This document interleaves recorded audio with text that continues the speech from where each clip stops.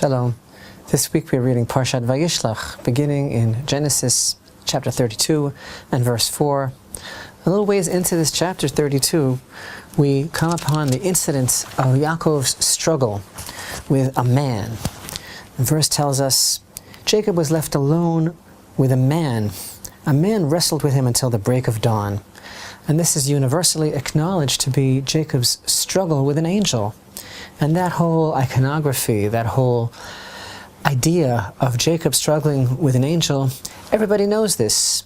And so the world must be accepting the interpretation of our holy sages, because it doesn't say anywhere in the Torah that it was an angel. The Torah says Jacob was left alone with a man, and a man wrestled with him until the break of dawn. When the man perceived that he could not overcome him, he struck the socket of his hip. So Jacob's hip socket was dislocated as he wrestled with him. Then he said, "Let me go, for dawn has broken." What is he, a vampire? Why does he have to leave in the morning? And already we see that Jacob has some sort of supremacy over him, because this man is asking leave of Jacob. He can't go yet. Let me go. And he said, "I will not let you go until you bless me." He said to him, the angel said to Jacob, "What is your name?" He replied, "Jacob." He said, "No longer will it be said that your name is Jacob, but Israel. For you have striven with the divine and with man, and have overcome." And indeed, Yisrael can be broken up into the two words Yisrael, as if to say he has dominion over God, over the divine. Also, interestingly, it's also the words Shira and El, song, and God as well. And again, everybody knows that this mysterious man Jacob found himself alone with, that wrestled with him all night, was none other than an angel. And most people believe that this angel, they identify him as the guardian angel, the ministering angel of Esav himself. This is directly preceding Yaakov's much dreaded confrontation with Esav. It's already after he sent the tribute on ahead to his estranged brother Esav. Every nation has its guardian angel, its emissary on high. And this is thought to be really the ministering angel of Esav himself. And this whole idea of him having to leave when dawn broke, he says, "Let me go, for dawn has broken." What's this really all about? Our sages have a beautiful tradition that every aspect of creation sings praise to the Almighty at dawn. Indeed, there's an ancient tradition, there's a very beautiful prayer called a chapter of song, which pious Jews recite every day, and it goes through the whole hierarchy of creation, and it describes the various verses in the Torah that are recited by every aspect of creation, even inanimate objects, even water, even the rocks, and certainly every aspect of the created world, all of the birds and the fish and the animals. They all have a song that they sing every morning. And actually the song is not so much sung by them as by their angel.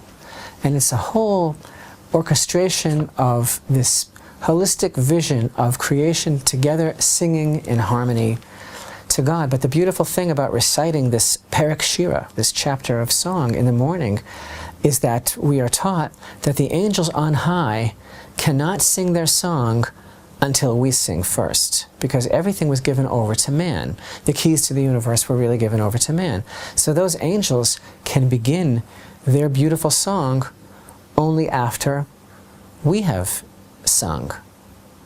But getting back to our mysterious encounter with Yaakov and this angel, again, most interpretations hold that this angel is none other than the angel of Esav.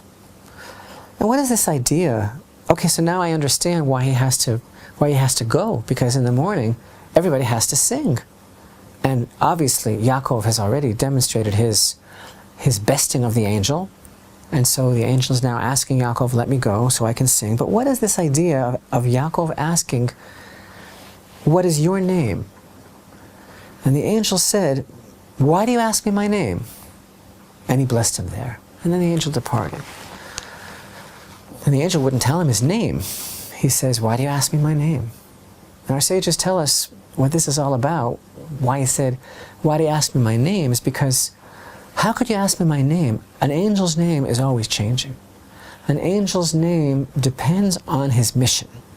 An angel only does one mission at a time, and the name of the angel is a direct connection to the nature of its mission. Well, maybe that's what it means when the angel said, why do you ask me my name? I can't tell you my name. But there is another fascinating tradition. In addition to the idea that most people are aware of, that the angel is identified as the ministering or guardian angel of Esav, at the same time, there is another rabbinical tradition. It's the road less traveled. It's far less known, and it's an amazing tradition. And it's cited in a very, very important and beautiful work. Pirkei de Rabbi Eliezer, the chapters of the great Rabbi Eliezer, and there it states an amazing thing. It says, you know what the angel's name was? The angel's name is Yisrael, Israel. And then right away you'll ask, well, the guardian angel of Esav is named Israel? So no, it says, this is a different tradition. It says, this wasn't the guardian angel of Esav, this was actually an angel of mercy that God sent to Yaakov, and that his name was really Israel, and that the angel himself was really alluding to this. If you look at the verses, it's really very beautiful. The angel says to Yaakov, when Yaakov says, please tell me your name, the angel says, why do you ask me my name? And so the idea is that the angel was actually alluding to this very concept that we just mentioned. Why do you ask me my name? You know that the name of an angel is a reflection of its task. Well, my task here was to change your name to Yisrael. My task was to give you the name Yisrael, so that's my name. This is really a very amazing idea. But I think that really, if you think about it, there's no contradiction, and we can even say that the angel's name was Yisrael, and he was the guardian angel of Esav. And you don't necessarily have to say that he was an angel of mercy. You know why? Because our job here, the job of Yisrael, is to subdue Esav, is to subdue the angel of Esav. And that's just what Yaakov did. And you know, Yitzchak, when he wanted to give the blessing to Esav, he thought that Esav was going to sanctify the physical. That was his mistake. He thought that Esav was going to be able to do it, to bring this world, physical as it is, to a place of godliness. Esav was not able to do that. He rejected it completely. Pour that red stuff down my throat. Why do I need the birthright? I'm going to die. You can't sanctify this world. But Yaakov was willing to do it. And so Yaakov, in a way, controls the angel of Esav. And let's remember something else that's really fascinating.